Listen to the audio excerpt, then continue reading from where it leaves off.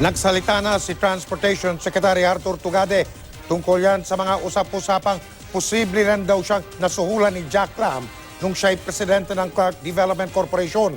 Aminado si Tugade, nakilala niya si Lam. May pagkakataon din daw na may pagkatangka na bigyan siya ni Lam ng regalo. At yan naman ang tinutukan ni Sandra Aguinaldo. May kaugnayan ba si Transportation Secretary Arthur Tugade sa gambling tycoon na si Jack Lam? Naging presidente ng Clark Development Corporation si Tugade mula December 2012 hanggang April 2016, kung saan matagal nang nag-ooperate si Lam.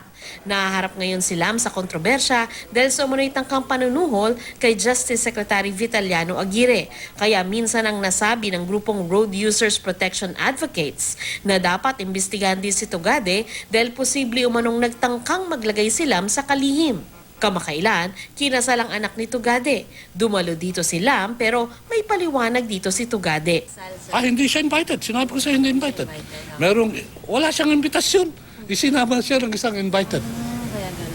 Okay, ma'am. Sir, sa nose in, pwede ko hubang policy nyo.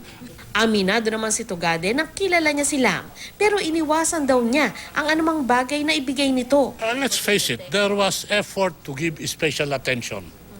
But I shied away from it. Okay? There were efforts to give